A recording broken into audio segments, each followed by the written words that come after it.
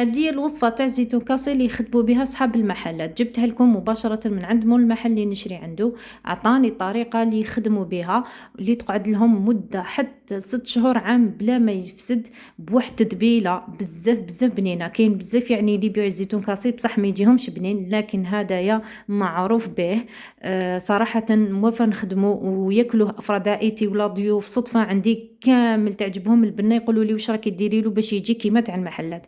هو السر كامل في الطريقة وفي التتبيلة اللي سرية تاع المحلات، جا بزاف بزاف بنين. متأكدة راح ديروا يعني ماشي باللارا ماشي زوج، وخاصة يخدموا مشروع. انا نقول لكم غير توكلوا على ربي وبإذن الله كامل راح ديروا به التاوين ان شاء الله.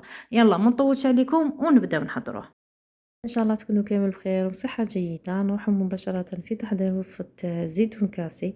متأكدة بعد ما تذوقوها راح تولوا تعتمدوها ان شاء الله، وراح كامل ديروا يعني بيد ماشي بيدون واحد ولا باللارا ان شهر رمضان الكريم.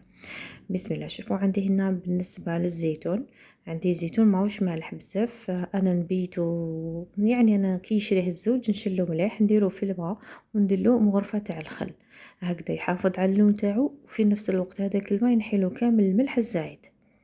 هنا عندي كمية 400 غرام، 450 هكاك يعني باش نكون صريحة، 450 غرام تاع زيتون وشوية فلفل مرقد، خيرت حبات صغار. حكمت هكا على بانينوز وسخنتها مليح على اقصى درجه، ونحاول اني جوغ ماشي لازم حتى يتحرق ولا جوغ نطيبوه شويه هذاك الزيتون. علاش نطيبوه؟ باش يحافظ على الذوق تاعو ويشد لنا مده طويله هكا باش ما يدورش. جوغ رانا طيبناه. نحاول اني تقدروا ديروا نفس الطريقه اللي ما عندهاش بانينوز، تحكم الطاجين هذاك اللي فيه خطوط ولا وطيب فيه هاد الزيتون. هنا بعد ما شويتو شويه هاد الزيتون نحطوه في الغيسيبيون ونكمل الكميه الاخرى.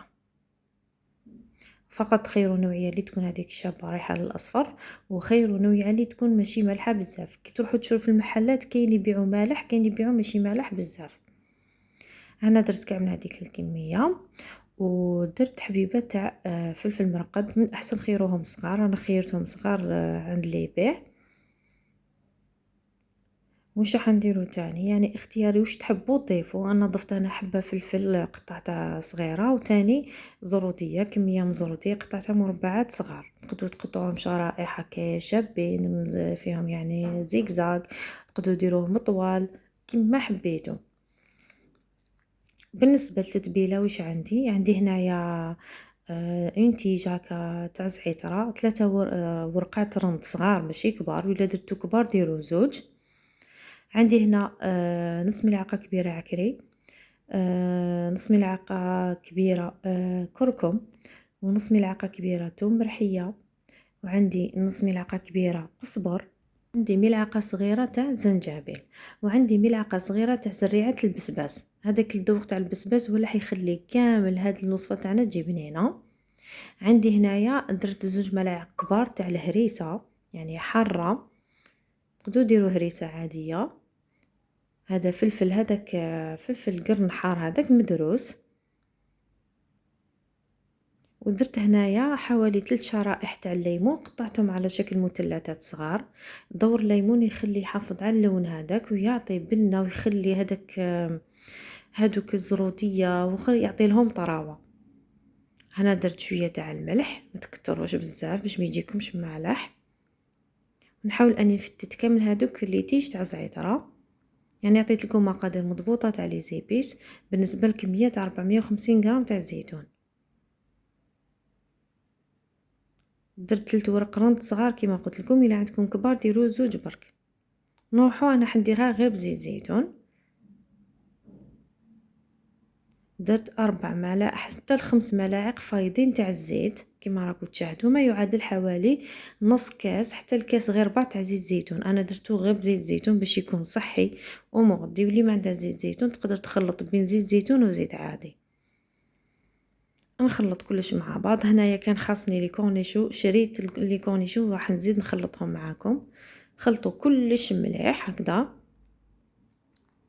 عفوا ودرت شويه تاع الزعتر اللي نسيتها، رشه تاع الزعتر عفوا. دوك نكتب لكم هنا ان شاء الله ما ننساش التوابل. هنا حكمت لي كورنيشو، زدت لي كورنيشو. تقدروا ديروا هادوك البصل هذاك، حبات بصل صغار، تقدروا تضيفوا واش يقولوا له شوفلار، واش حبيتوا تقدروا تضيفوا بيتخاف، يعني اللي زدتوها راح تزيد بنه. عامليك معانا شوفوا تحصلنا على كميه ما شاء الله. يعني انا وريت لكم هذه الكميه ومن بعد راح نزيد ندير اكيد كميه. هذه الكميه راح ناكلوها ديجا هذا الاسبوع، يعني ما راحش نخبيها كامل رمضان. انا من النوع اللي ما نحضرش تحضيرات يعني شهر رمضان الكريم. يعني كي تشوفوني درت هكا تحضيرات تعرفوا بلي غير للقناه ولا غير لليوتيوب. جو انا من النوع اللي نحب ناكل مباشره حاجه جديده، ما نحبش نحضر هذيك مسبقا. ما كبرت بها يعني، ما والفتهاش مع الوالده تاعي الله غالب. شوفوا تحصلنا على 2 علب الله يبارك، يعني 450 غرام. شوفوا شحال خرجت لي. تقدروا ديروا هكا مشروع، راح يكون مشروع مربح جدا لشهر رمضان الكريم ان شاء الله كامل يلقانا بخير وعلى خير. وراح يقعد لكم مده طويله ما يفسد ما والو، بدون مواد حافظه وفيه غير زيت زيتون، يعني صحي جدا. راح نوري معاكم يعني حيقعد لكم حتى 3 شهور 4 شهور ما يفسد كي ديروه في الثلاجه ولا في مكان بارد هكذا. شوفوا الله يبارك، واحد البنه جا فيه ما نحكي لكمش يا البنات، كي تجربوه وتاكدوا ان شاء الله. نتمنى تكون عجبتكم طريقتي. وماذا بيا تقولوا لي لا جربتوها واش رايكم فيها.